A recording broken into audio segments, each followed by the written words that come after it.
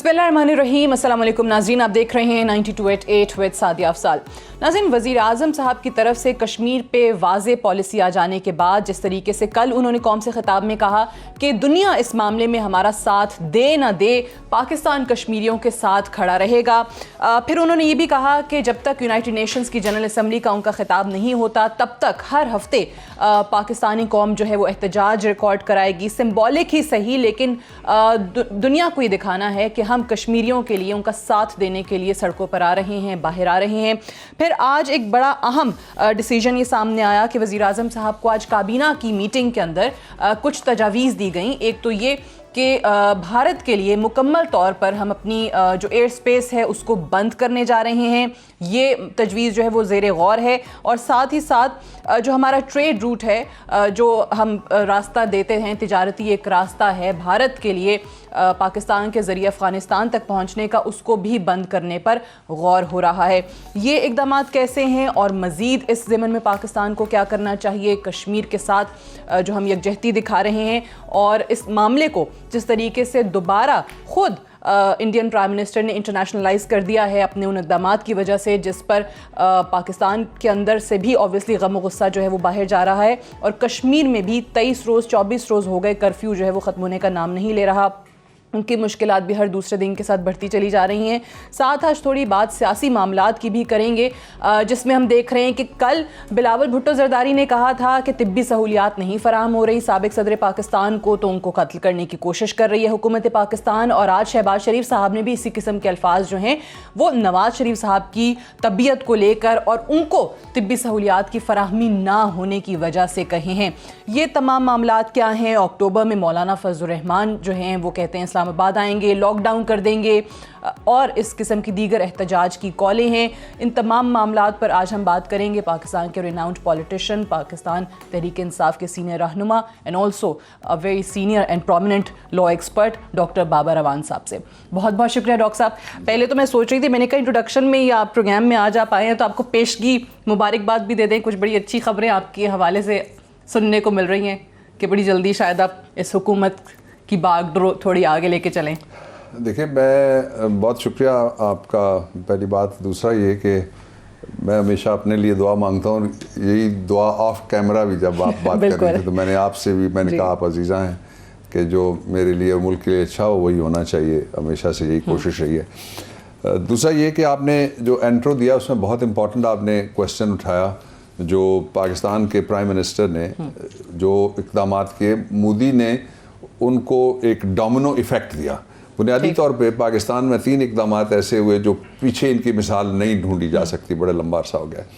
Kashmir back burner पे था और इसको इंटरनेशनलाइज और ग्लोबलाइज करने के लिए एक ऐसी बात कहने की ज़रूरत थी जो इससे पहले आउट ऑफ बॉक्स बात या पॉलिसी बनाने की ज़रूरत थी जो पहले नहीं थी। वो क्या थी वो मैं आपके सामने रखता हूँ आपके नाज़रीन के लिए।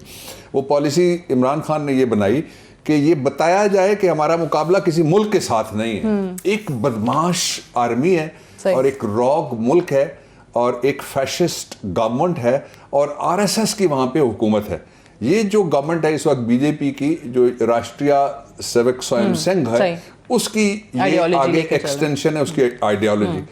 अच्छा, फिर दूसरा उसके लिए इंटरनेशनल टर्मिनोलॉजीज जो थी वो इस्तेमाल की गई पहली दफ़ा, रेसिस्ट, फासिस्ट और एथनिक क्लेंजिंग करने वाले, जेनोसाइड करने वाले, और फिर नास्टीज़म वाले, और फिर एशियन हिटलर वाले। ये अब सारी दुनिया इस्तेमाल कर रही है। मैं जल्दी से आगे बढ़ जाता हूँ। दूसरा जो हुआ वो ये था कि पाकिस्तान के प्राइम मिनिस्टर ने मुसलसल आज 23 दिन हो गए, एक दिन भी मिस नहीं किया कि इसको एजेंडा आइटम अपना समझ के इस पे बात ना की हो, पॉलिसी ना बनाई हो, किसी तरह की मीटिंग ना ली हो। उसका नतीजा जो निकला वो ये है कि आज यानी पिछले 24 घंटे में 2 दुनिया के थिंक टैंक्स जो हैं मगरब के, उन्होंने ये कहा कि पहले ये फ्लैश पॉइंट था कि 3 मुल्क हैं, एक चाइना है, लोग उसका नाम नहीं लेते, मैं लेता हूँ, दूसरा पाकिस्तान है, तीसरा इंडिया, और ये ट्राइका ऐसी है जिन तीनों के पास न्यूक्लियर अपने हथियार मौजूद हैं और लड़ाई हो सकती है। उन्होंने कहा कि जब से ये जो अमित शाह का स्टेटमेंट था आया, उसके बाद this war, nuclear Wars chances have become eminent, यानी जाहिर होना शुरू हो गए। और एक थिंक टैंक ने तो साथ, जो आज इसकी रिपोर्ट आई है, उसने ये भी साथ कहा है कि नागासाकी और हिरोशिमा जैसी सूरत-ए-हाल, थिंक टैंक का नाम, अब ये सारे वो इदारे जो पाकिस्तान के लिए और मुसलमानों के लिए कभी कलमा खैर इसलिए नहीं कहते थे कि जो ही मुस्लिम दुनिया में से कोई आवाज़ उठती कि मजालिम बंद करो, वो फ़ौरन ये आ जाते थे कि ये फंडामेंटलिस्ट बोल रहा है जी, ये देखिए ये तो एक्सट्रीमिस्ट मुस्लिम बोल रहा है। इसलिए वो नैरेटिव बदल गया। यहाँ पहुँचने के बाद अब जो ज़रूरत है पाकिस्तान को वो दो हैं। एक तो ये कि 27 सितंबर तक हमें एक नेशनल लेवल पे बिल्डअप चाहिए पूरे पाकिस्तान के अंदर, ताकि हौसले ना टूटें किसी जगह बैठे हुए लोगों के, ताकि उनको पता लगे कि 22 करोड़ लोग उनके साथ हैं। इसीलिए प्राइम मिनिस्टर ने बड़ी दर्दमंदाना जिस अपील का आपने जिक्र किया कि आधे घंटे के लिए बाहर आ जाए। क्योंकि कल मैं क्रिटिसिज्म देख रही थी, बहुत लोग कह रहे थे भाई बाहर धूप में खड़े होने से आधा घंटा क्या हो जाएगा, सिंबॉलिक ही सही बट एक आप मॉरल सपोर्ट जो है वो फराहम कर रहे हैं। So as you rightly pointed out कि दुनिया को दिखाने के लिए। बट डॉक्टर साहब, मैंने आपको सियासत पे भी सुना है, मैंने आपको लॉ पे भी सुना है और मैंने आपको रिलीजन पे भी सुना है।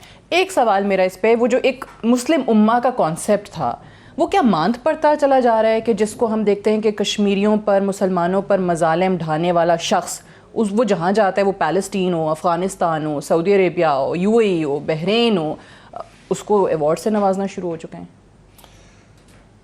इसके दो हिस्से हैं, मुस्लिम उम्मा के दो हिस्से हैं। एक है रूलिंग एलीट जिनको मैं मैनेजर्स कहता हूँ। मैं सबका एहतराम करता हूँ, सबकी सरहदों का एहतराम करता हूँ।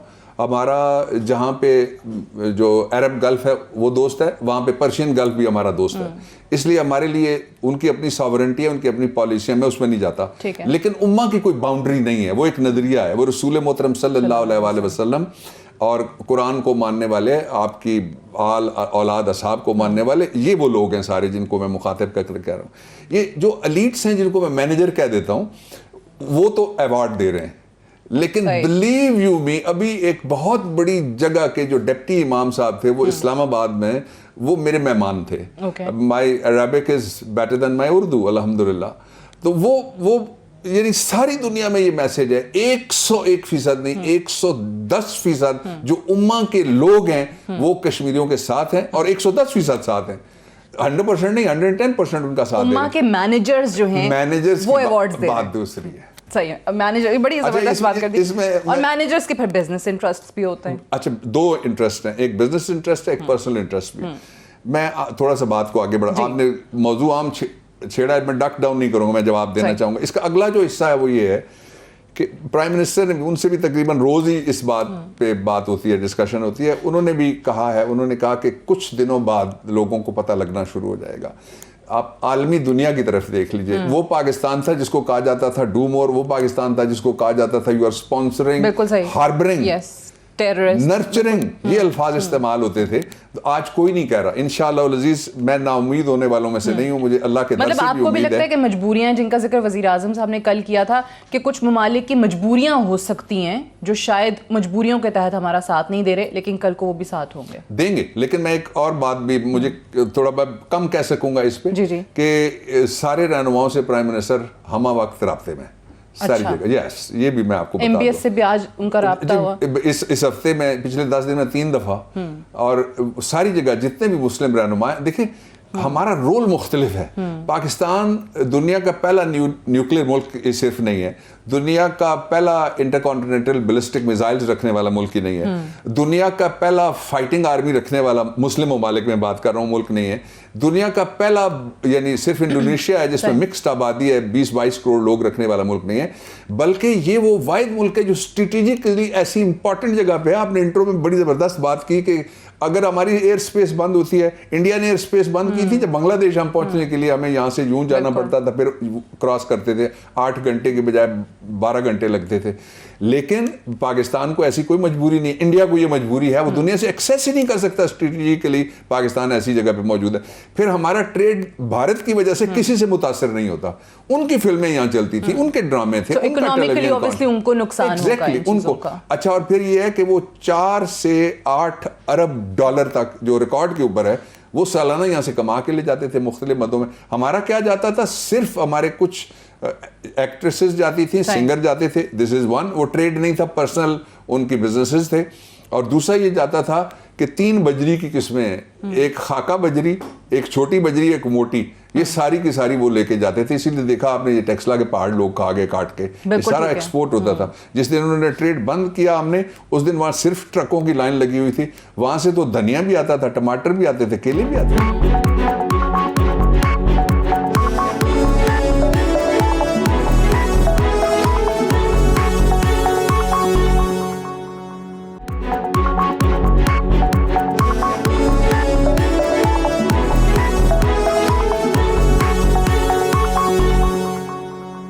एक और चीज़ डॉक्टर साहब बताइएगा कि आपने कहा कि वज़ीर आज़म साहब हर मुल्क से उनके रहनुमाओं से राब्ते के अंदर हैं, बट बहुत सारे लोग कहते हैं कि खुद दौरे क्यों नहीं किए? वज़ीर आज़म साहब ट्वीट्स कर रहे हैं, कौम से ख़िताब कर रहे हैं, बिल्कुल अपनी जगह बात सही है, लेकिन क्या इस टाइम पे उनको खुद या हमारे फॉरेन मिनिस्टर को शाह महमूद साहब को खुद एक्टिव नहीं हो जाना चाहिए था, दौरे नहीं करने चाहिए थे? शाह महमूद साहब का या फॉरेन मिनिस्टर जो भी होते उनका तो ये काम है, लेकिन जो हेड ऑफ द स्टेट्स हैं वो कोई अगर नतीजा निकाल सकते हैं किसी जगह, कोई बात ऐसी जो हमारे वहाँ बैठे हुए डिप्लोमेट्स वहाँ तक पहुँचा चुके हैं जहाँ पे प्राइम मिनिस्टर की उस लेवल की इंटरफेरेंस की या इंटरवेंशन की ज़रूरत है, वो करते हैं।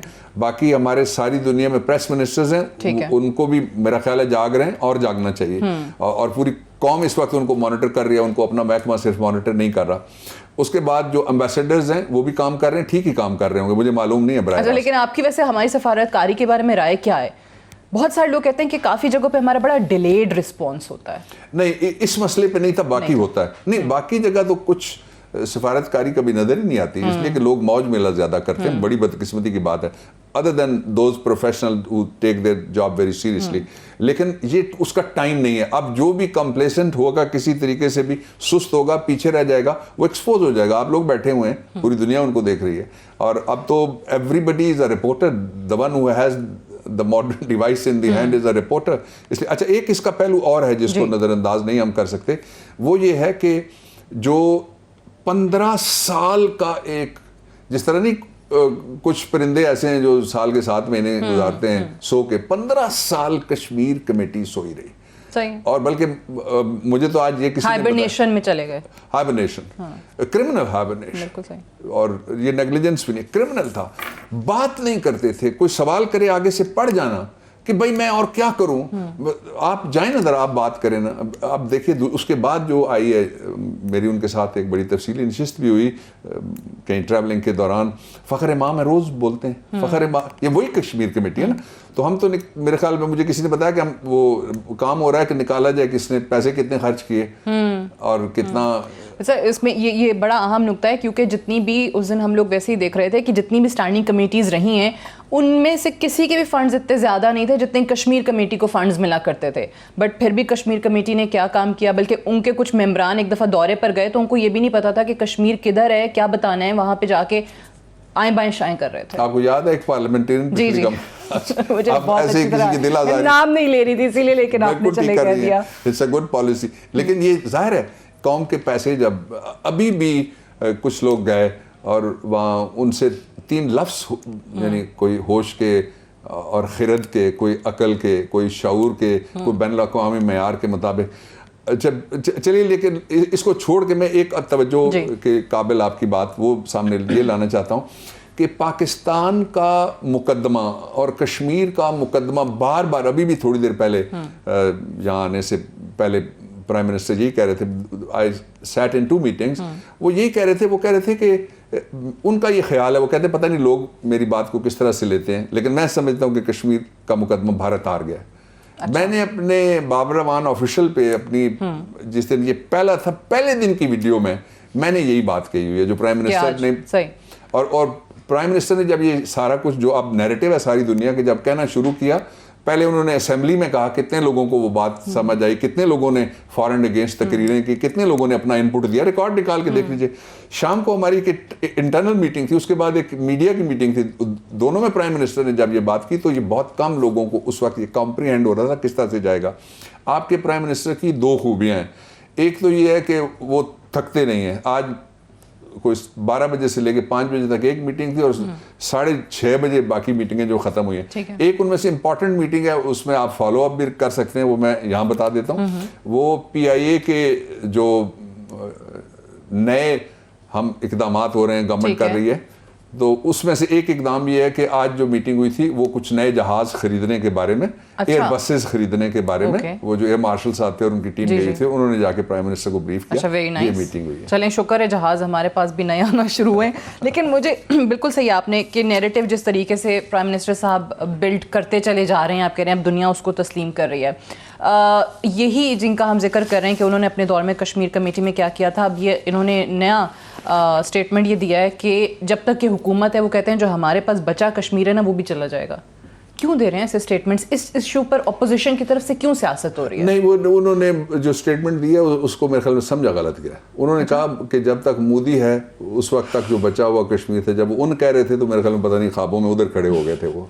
लेकिन क्या बात कर रहे हैं? पहला तो ये है कि ये शुरू में ये कहा गया कि अमेरिकन प्रेसिडेंट सीरियस ही नहीं होगा। 1 महीने में 7वीं दफा वो बोला है।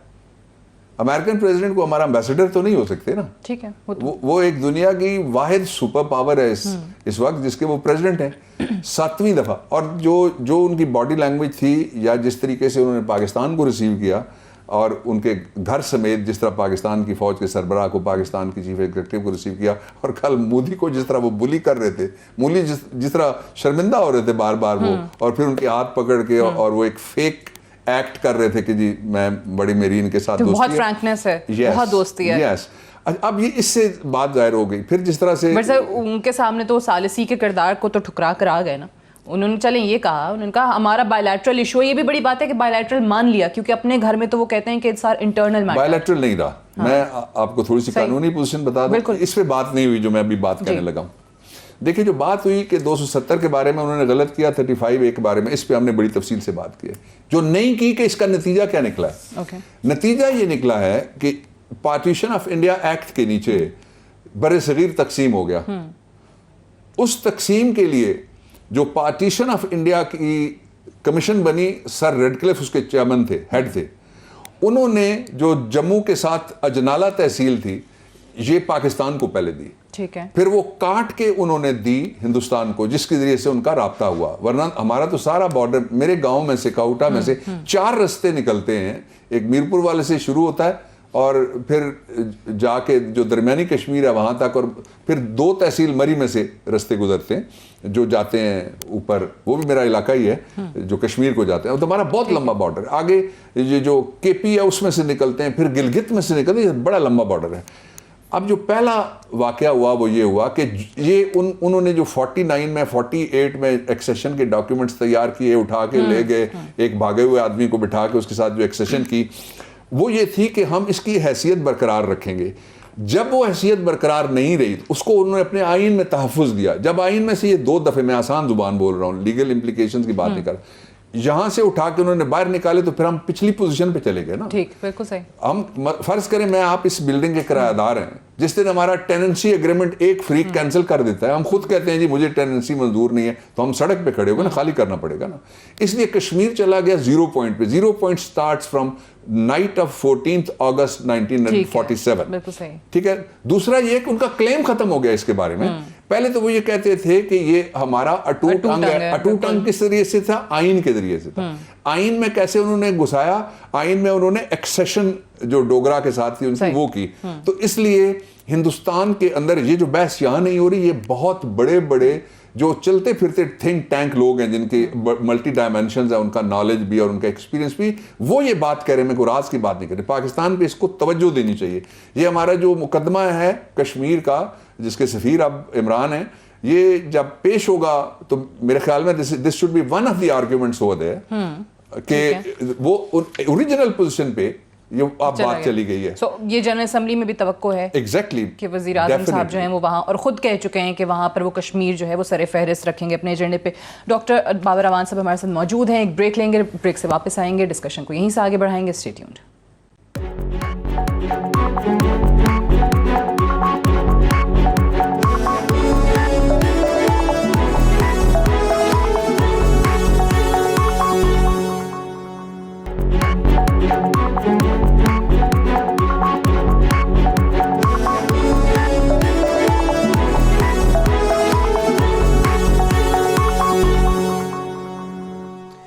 Welcome back. प्रोग्राम में एक बार फिर से खुश आमदीद। प्रोग्राम में आज हमारे साथ मौजूद हैं डॉक्टर बाबर अवान साहब।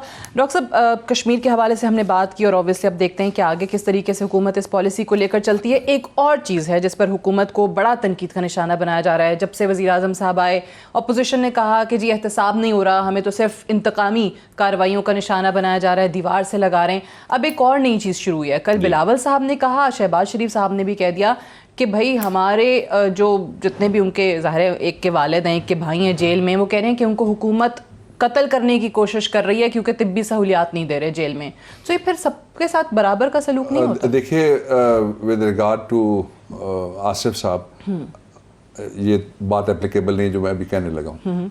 With regard to Nawaz Sharif it is applicable कि उन्होंने ग्राउंड ऑफ एलमेंट, बीमारी की वजूहात की बिना के ऊपर उन्होंने ज़मानत मांगी इस्लामाबाद हाई कोर्ट से। वो चले गए सुप्रीम कोर्ट ऑफ पाकिस्तान में, मुतमईन नहीं हुए एक जजमेंट में, which is the ultimate arbiter. इसके बाद तो फैसला फिर कुदरत के हाथ में होता है। सब जगह से उनकी ज़मानत नहीं हुई। इसका मतलब ये है कि जो वो बीमारियां बता रहे थे वो बीमारियां नहीं निकली, जो उन्होंने जो भी दिया मेडिकल सर्टिफिकेट। अच्छा, फिर दूसरा ये कि इसमें कोई 7 या 15 जितना भी नंबर है मेडिकल बोर्ड्स बैठे, यही अवेलेबल फैसिलिटीज़ हैं। वो इसरार करते रहे कि वो कॉस्मेटिक सर्जरी वाला डॉक्टर जो लंदन में उनके इलाज करता है और उसी के ज़रिए से उनको शिफा मिल सकती है। पाकिस्तानी ना उनको हाजिक हकीम नज़र आया और ना ही कोई काबिल डॉक्टर उनको मिल सका। 20 करोड़ लोग जिंदा हैं, सारे अल्हम्दुलिल्लाह दौड़ते फिरते हैं। तो ये इन्हीं डॉक्टरों की वजह से जो पाकिस्तान में, अगर से डॉक्टरों से कोई ज़्यादा इंसाफ नहीं होता, ज़रा सा कोई हो जाए, मरा हुआ आदमी उठा के कोई ले जाए तो वो क्या उसमें जान तो नहीं डाल सकते। और लोग डॉक्टर्स के खिलाफ वायलेंस करते हैं, जो बड़ी अनफॉर्चुनेट सूरत हाल होती है। इसके बावजूद ये सारा मुल्क इन्हीं डॉक्टरों के सर पे चल रहा है। इनके लिए तो मैं सिर्फ इतना कहूँगा। और फिर ये है कि शहबाज शरीफ साहब सिर्फ अपनी हाजिरी लगवाने के लिए बयान देते हैं। ये शहबाज शरीफ कौन है जो इस वक्त बोल रहे हैं कि उनकी ज़िंदगी को ख़तरा है? जब वो कैद में जा रहे थे तो ये एक बड़े जुलूस, जो इन कह रहे थे बड़े जुलूस, वो बड़ा जुलूस लेके वो खुद नहीं पहुंच सके थे एयरपोर्ट, बिल्कुल एयरपोर्ट नहीं पहुंचा। दूसरा ये जुलूस ही नहीं जा सका और उनको और उनके बेटों को रास्ता ही नहीं मिला कि एयरपोर्ट का रास्ता लाहौर का किसी वक्त हमसे पूछते, आपसे पूछते, हम बता देते। दूसरा ये हुआ कि जब वो जेल जाने के लिए, छोड़ने के लिए तो बेटा गया, उसके बाद वो कितनी दफा जाके जुलूस लेके गया कि मेरे ताया को रिहा करो। ये सब ड्रामा है एक ये। दूसरा ये है कि जो इनकी जो एलिमेंट है उसके लिए भी अभी देखें, जो ड्रग लॉर्ड पकड़ा गया उसके लिए भी जो कोर्ट है उसने आज भी कहा कि मेडिकल करो, और मेडिकल ये कोई 4था-5वां मेडिकल है और ये मेडिकल फैसिलिटी सब के लिए अवेलेबल हैं। इसमें से ये नतीजा निकालना कि कोई किसी ने कॉन्स्पिरेसी कर दी, कौन है फिर नाम लें उसका, पूछें जाके इदारों से जो जेल वाले हैं उनकी कस्टडी में जब जो आदमी होता है तो उसकी सेहत सलामती की जिम्मेदारी, वो जो प्रिजन लॉ है जिसको कहते हैं, जेल मैनुअल भी कहते हैं, प्रिजन रूल्स भी कहते हैं और प्रिजन एक्ट भी कहते हैं, 3 लॉज हैं, उनके नीचे उनको ट्रीट किया जाता है। कोई ऐसा आदमी इनमें से, और फिर ये बड़ी एक तरह से वीआईपी कैद है। और एक कैटेगरी तो आई थिंक वैसे ही खत्म हो गई है अब जेल्स में, so it's only B and C. ये तो जो बरतानिया का दौर था उसके अंदर भी बी और सी उसको क्लासिफाई करते थे, और करती कौन है? ट्रायल कोर्ट करती है। और फिर उसके साथ साथ ये जिस तरह की फरमाइशें कि मुझे फलां चीज़ भी ला दो, और अगर कोई मजहबी चीज़ें सुननी है उसके लिए टेप रिकॉर्डर भी काफ़ी होता है, वो फिर एक मखसूस कंपनी की चीज़ें मांगना, फिर साथ ये ड्रामे भी करना कि जी कोई इलाज नहीं हो रहा। अगर किसी का इलाज नहीं हो रहा और इसमें से दूसरे जो कैदी हैं वो he has ailments which I know, I don't want to speak about those, लेकिन ये है कि उनका इलाज जहाँ से भी चाहिए होगा, गवर्नमेंट को अगर किसी जगह पे कोई कमी कोताही हो तो अदालतें खुली हैं, नहीं है तो गवर्नमेंट को कहें, गवर्नमेंट उनके लिए जितना इलाज मुमकिन है। लेकिन ये बात किसी के जहन में नहीं होनी चाहिए कि गवर्नमेंट कोई डिस्टिंक्शन ड्रॉ कर सकती है एक आम चोर में। ये जो चोर इस वक्त पकड़े हुए हैं उनमें से सिर्फ एक खातून के जिम्मे जितनी चोरी लगती है और उनके घराने के जिम्मे जितनी सिर्फ चोरी लगती है, वो उसका अगर आप मैग्नीट्यूड निकालें तो पूरे पाकिस्तान के छोटे चोर सिर्फ एक मुलजिम की चोरी से उनकी चोरियां सबकी मिला के भी कम है। तो इसलिए ये मजाक क्या है कि ये कहाँ गए हुए थे, जाद कर रहे थे अवाम के लिए या कोई बॉर्डर पे गए हुए थे? अब वो चीज़ें ना कि बरी कर दिया जाए, जेल से निकाल दिया जाए। अगर इसी तरीके से बरी करना है तो फिर जितनी भी जेलें हैं आपकी उनको खाली कर दें, सबको निकाल दें। अब इसका दूसरा एस्पेक्ट डॉक्टर साहब जिस पे मैं बात करना चाह रही हूँ, फरियाल बीबी जेल में गई, मरियम बीबी जेल में गई, एक नैरेटिव जो बिल्ड किया जा रहा है कि जी इस हुकूमत में तो ख़वातीन की इज्जत नहीं है, औरतों को भी देखें, घर की चार दीवारी उसको पामाल कर दिया, औरतों को जेल में डाल दिया। इस मुल्क में औरतों की भी तो जेलें हैं, बहुत सारी ख़वातीन बग़ैर किसी जुर्म के रोटी चोरी करने पे गुर्बत की वजह से भी अपने छोटे छोटे बच्चों के साथ जेल में। और दूसरा इसका एक और एस्पेक्ट कि भाई आप वहाँ लाते हैं कि जी हमारे तो मज़हब में ये नहीं है, मज़हब में तो भाई रसूल पाक सल्लल्लाहु अलैहि वसल्लम ने यहाँ तक कह दिया था कि मेरी बेटी फ़ातिमा भी चोरी करे तो उसको भी यही सज़ा मिलती, हाथ काटने की। तो फिर किस तरीके से ये कह सकते हैं? अच्छा, तो एक तो ये जो रिसेंट हिस्ट्री है ना हमारी, मैं कोई ज़माना कबल मसीह की बात नहीं करूँगा, उसमें से मिसालें मैं आपके सामने 3 रखता हूँ। मुझे ये बताइए, पाकिस्तान बहुत पढ़ी लिखी फैमिली है, मैं जिसका नाम लेने लगा उस खातून का भी, तब वो लड़की थी, उनकी वालदा का भी, उनके अब्बा का भी, उनके ताया का भी मैं वकील रहा हूँ, Sharmila Farooqui. Such an honourable family, बड़े नस्तालीक लोग। उनकी एक गैर शादीशुदा कम उम्र लड़की की फट्टे पे बिठा के काबिल एतराज पोज के साथ, अब वीडियो पे अभी कहेंगे प्रोड्यूसर वो दिखा दे, फोटो किसने खींची थी? नवाज शरीफ साहब के दौर में खींची गई। आपके इल्म है, पूरे पाकिस्तान को पता है, बीबी का मैं वकील था। उनकी कौन कौन सी तस्वीरें अपने आप बना के ये उनकी इज्जत में इजाफे के लिए जहाज लेके किराए पे पैसे खर्च करके या हमारे पैसों में से आसमानों से गिराते रहे, मुकदमे बनाए, जेलों में रखा। उनकी वालदा को लाहौर में सोटे सर में मारे, मुकदमे बनाए, जेलों में रखा। ये कौन लोग हैं जो बोल रहे हैं? इस तरह पता लगता है कि ये नौमौलूद हैं बेचारे, ये पाकिस्तान में तो रहे नहीं, किसी और सैयारे पे थे। हिस्ट्री इनको अपनी ना पिछलों की पता है ना उनके भी पिछलों की पता है। इसलिए ये जो जितना भी ये फ्रॉड है, ये उस फ्रॉड को कवर नहीं करता जिसमें 2 सवाल हैं साथिया सिर्फ। पहला सवाल ये है कि आपके पास टीटी कहां से आई और फेक अकाउंट्स में से पैसे आपके घर किस तरह पहुंचे, ये पहला सवाल है। मैं सबको मिला के कह रहा हूं। दूसरा सवाल यह है कि इस पैसे का अगर कोई जायज सोर्स है तो वो आपका हक है कि आप बताएं इदारों को, आपका हक है वो आप मनी ट्रेल और सोर्स ऑफ इनकम अदालत को बताएं। इन 2 सवालों का जवाब कहीं से आया? नहीं।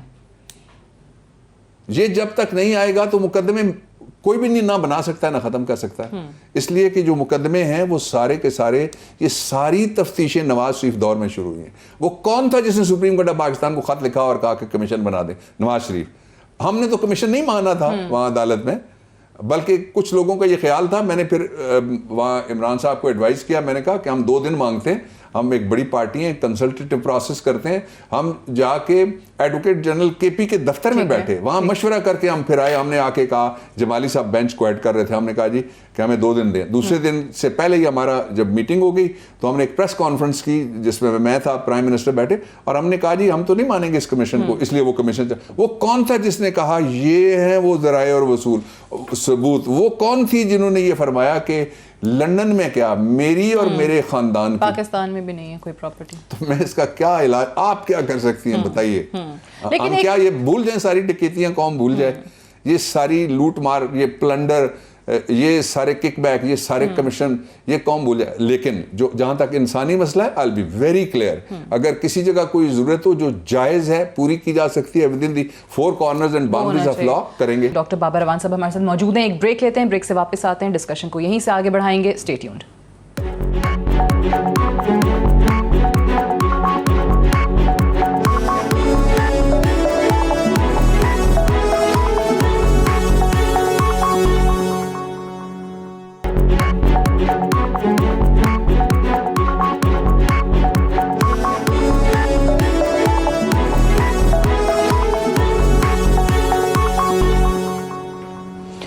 Welcome back. प्रोग्राम में एक बार फिर से खुशामदीद। डॉक्टर बाबर रवान साहब से आज प्रोग्राम में हम बात करें।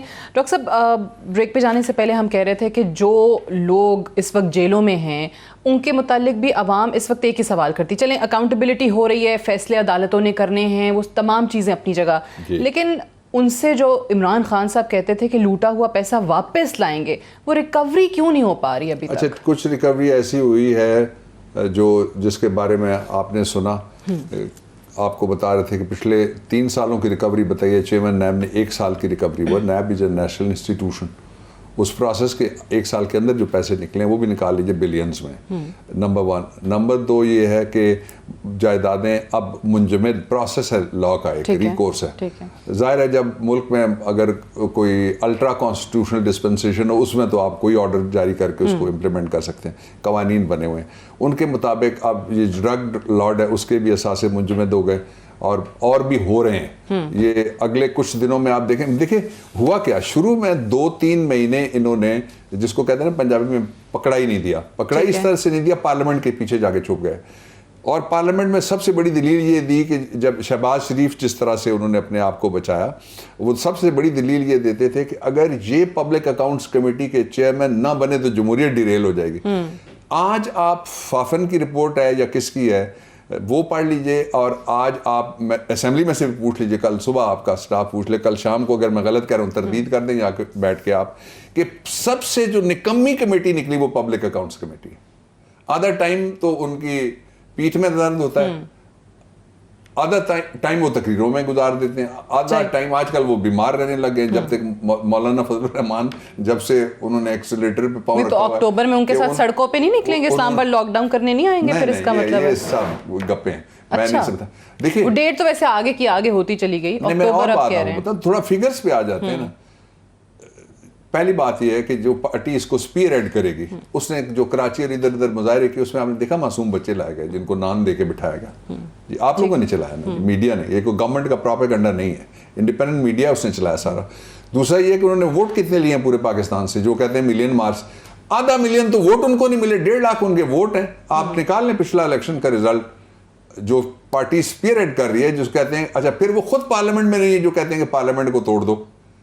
ऐसी एक तकरीर हुई थी तो वो अब दुनिया में नहीं रहे, तो एक और मौलवी साहब को पकड़ लिया गया था, आपको याद है, जो स्वात में से। बिल्कुल। तो ये चाह क्या रहे हैं कि यानी ये जिस जगह ये नहीं है जहां इनके मुफादात नहीं है, इस पूरे प्रोसेस के दौरान 3 लफ्ज क्या इन्होंने बोले, इसके ऊपर लिटमस टेस्ट है सर। लेकिन वो आपकी बात, सॉरी कतई कलामी की माजरत, लेकिन पोस्टर्स देख लें सोशल मीडिया पे, इधर उधर वो लोगों को निकालते किस चीज़ में, नामूस रसालत लिखा हुआ ये होता है। वहाँ जाके जो बात हो रही होती है वो ये कि जी इमरान खान को घर पहुँचा के आना है, अब लॉकडाउन करना है इस्लामाबाद। अच्छा देखिए, जहाँ तक नामूस रसालत का सवाल है, वो हमारे लिए ईमान, ईकान, आखरत, आकबत, दुनिया, सब जगह हमारे लिए, सब लोगों के लिए जिन्होंने भी कलमा पढ़ा हुआ है और तौहीद और रिसालत में जो ईमान रखते हैं उनके लिए एक जैसा है। दूसरा, पाकिस्तान के कॉन्स्टिट्यूशन में नामूस रसालत का मसला तयशुदा है। कॉन्स्टिट्यूएंट असेंबली इसी मशरकी पाकिस्तान टूटने के बाद बैठी और 1974 में, उसके लिए मैंने खुद 9 महीने कैद काटी। और दूसरा ये मैंने आपको बता दिया। तीसरा ये है कि आपको याद है जब मैं लॉ मिनिस्टर था, एक दफा कोशिश हुई थी तो मैंने कहा था कि ओवर माय डेड बॉडी, सवाल पैदा नहीं होता, वो कोशिश आगे नहीं बढ़ सकी, उसमें से भी आखिर में सियासत ही निकली। तो जो सियासत है उसको कभी आप किसी ऐसे इशू से मत जोड़ें जिस इशू पे कोई हाथ भी लगाने के लिए तैयार नहीं हो सकता, सवाल ही पैदा नहीं होता। एक दूसरा ये है कि इनका एजेंडा क्या है। मैं आपको सिर्फ एक, मैं कह रहा था 3 लफ्ज, 16 साल जिनके पास सारा कुछ रहा और रही कमेटी भी, कश्मीर कमेटी भी, वो कल सुबह उठे और वो कहें मैं मोदी की मुजम्मत करता हूं, पहला लफ्ज ये बोल दे। कल सुबह उठें और वो कहें कि जो लोग जिनको वहां पे बंद किया गया है, मैं उनके लिए इस्लामाबाद में, पूरे पाकिस्तान में मैं मुजाहरे करता हूं। दूसरी बात ये करवा दें। तीसरा, उनसे ये करवा दें कि इंडियन फौज के जो मुजालिम हैं वो रेसिस्ट है, एथनिक क्लेंजिंग कर रही है, वो एशिया का हिटलर है और वो फैशिस्ट है और रॉग आर्मी, बदमाश फौज है उनकी। इतना आप कहलवा दें, लोग पूरा चैलेंज कर रहे हैं मौलाना साहब जी, चैलेंज कर रहे हैं मौलाना साहब को। देखिए आप किस तरह, आपको पता है मैंने सिंगल आउट नहीं किया, इसके बावजूद सिंगल आउट हो जाते हैं। हाँ अच्छा, वो अगर जिस इत्तेहाद को हेड कर रहे हैं वो अच्छा, फिर क्या ये टाइम है जिस टाइम पे वो ये बयानात जो देने वाले हैं वो दें?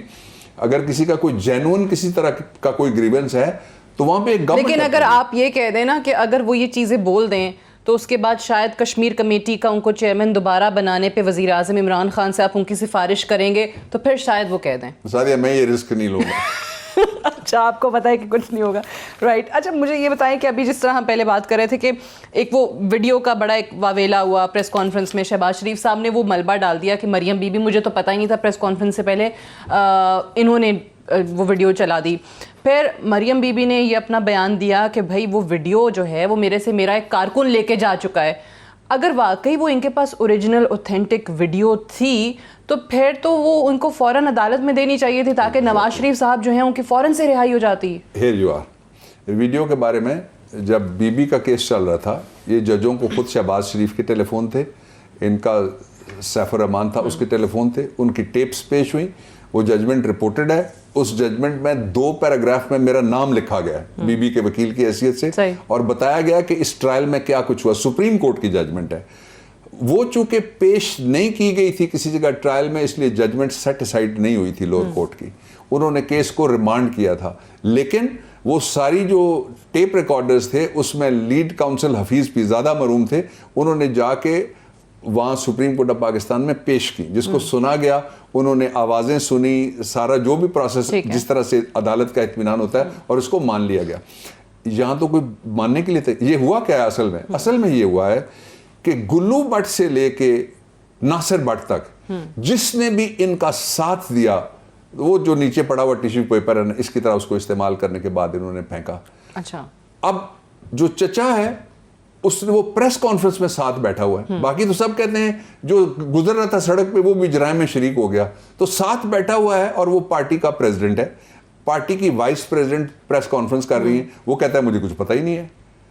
दूसरी बात, जो साथ और बैठ के जिन्होंने मशवरा दिया, एतराज नहीं किया, उठ के नहीं गए, जाते नहीं, बिल्कुल ठीक है, वो तो बैठे रहे जाते, प्रेस कॉन्फ्रेंस। तो ये लोगों को इस्तेमाल करते हैं, और उसके बाद किसी जमाने में सुना था कि किसी जगह भट्टी में फेंका जाता है लोगों को, तो अब ये जलने के लिए, बुझने के लिए, रुलने के लिए, भागने के लिए, बैरूने मुल्क जाने के लिए, तड़पने के लिए, तरसने के लिए यही लोगों को छोड़ देते हैं। किसका इन्होंने साथ दिया जिसको उन्होंने इस्तेमाल? आपको याद है जिस दिन पुलिस की पूरी एक कॉन्टिजेंट पीछे है, एसएसपी उसके फ्लैंक्स करके जा रहे हैं, पता लगता है कि किसी इंडियन फिल्म का हीरो आ रहा है सोटी लेके, गया ना सोटी समेत, उसको इन्होंने कैद करवा के, उसके खिलाफ पर्चा करवा के, फिर अदालती अमल के जरिए वो सजा हो गई उसको। ये सारे के सारे जिनके ऑर्डर्स थे, अभी तक ये जो मॉडल टाउन 1 केस है, मॉडल टाउन 2 केस है, उसने चलना है। लोग कहते हैं चलेगा, मैं भी कहता हूं जरूर चले। अच्छा, एक चीज़, क्योंकि डॉक्टर साहब हमारी हिस्ट्री रही है सियासत की कि कहीं ना कहीं वो इस्टेब्लिशमेंट की सपोर्ट, और उसके क्योंकि नवाज शरीफ साहब खुद उसी तरीके से आए भी सियासत के अंदर, वो तमाम चीज़ें हमारे सामने, शहबाज शरीफ साहब की मीटिंग्स जो हर वक्त कहते थे कि वो और चौधरी निसार साहब भागे भागे जाया करते थे, अभी भी एक तासुर ना सिर्फ पीपल्स पार्टी PMLN इटसेल्फ जो है वो बहुत ज़्यादा बात करती है, वो वज़ीर आज़म के लिए मुख्तलिफ अल्फाज सिलेक्टेड, ये वो इस किस्म के अल्फाज इस्तेमाल करके, एक्सटेंशन भी अभी जब आर्मी चीफ को दी तब बरमला तो नहीं ऐसे कोई स्टेटमेंट्स आए, लेकिन अगर आप वैसे किसी से बात करें, अंदर खाने टॉक शोज़ में आएंगे, ब्रेक्स में बात कर देंगे, तो क्यों ये एक इम्प्रेशन देने की कोशिश की जा रही है कि जनाब इस बार ये गठजोड़ हो गया, इस बार जी वज़ीर आज़म साहब को जो है ना और कोई नहीं चला रहा, उनको बेबस कहते हैं, कभी कुछ कहते हैं। पहली बात ये है कि इसी इलेक्शन में ऑपोजिशन ने जो सीटें जीती वो इलेक्टेड हैं, और जो सीटें हमने जीती वो सिलेक्टेड हैं। जब इन्होंने चेयरमैन सेनेट यही वाला बनाया, यही वाला खुद वोट देके, तब उन्होंने कहा था जाला है ये तो हमारा, ठीक है जी, मिठाइयाँ खाई थी, और उस वक्त ये इलेक्टेड थे, और जब हमने सपोर्ट की, इनको बचा लिया सारी सेनेट ने, तो उस वक्त वो हो गए सिलेक्टेड। अब इसमें से दूसरा पहलू जो है उसके ऊपर चले जाएं कि ये जो जहाँ तक इस्टेब्लिशमेंट का ताल्लुक है, ये इस्टेब्लिशमेंट के परवरदा, मैं सिर्फ अपने और इमरान के लिए बोलूँगा जी, मैं किसी और की बात नहीं करने लगा। मैं कभी किसी मार्शल लॉ में किसी ओहदे पे नहीं गया, ठीक, मैं कभी वजीर नहीं, मैंने हल्फ नहीं उठाया। जब मुशर्रफ साहब थे, उनके जाने के बाद 1.25 साल बाद मैंने हल्फ उठाया। ये इन सब ने जनरल मुशर्रफ से हल्फ उठाया, इन सब ने जनरल मुशर्रफ से हाथ भी मिलाए, इन सब ने जाके जनरल मुशर्रफ की खुशामदी भी की। और परवेज़ इलाही साहब ने बताया हुआ पंजाब में जो बड़े बने फिरते थे, बनाए शेख का मसाइब फिरे इतराता वाले, वो सारे के सारे किस तरह से कारोबार करते रहे। इनके कारोबार में इजाफा हुआ जनरल मुशर्रफ के दौर में। जनरल मुशर्रफ के दौर में ऑपोजिशन के लिए बोलने वाली खवातीन ने बैंक ले लिए। नवाज शरीफ साहब सिर्फ एक बात पे सोचते ना, वो मनी ट्रेल वाली बात पे अलहदा से सोचते, एक और बात पे सोर्स ऑफ इनकम वाली बात पे अलहदा सोचते, ये सोचते 3 बार क्या पूरा पाकिस्तान ही गलत है आपके अलावा? सही, मेरे पास टाइम बिल्कुल ख़त्म हो गया। डॉक्टर बाबर अवान साहब, thank you very much for joining us tonight. That's all for tonight. I will see you tomorrow इंशाल्लाह। इजाज़त दीजिए, खुदा हाफिज़।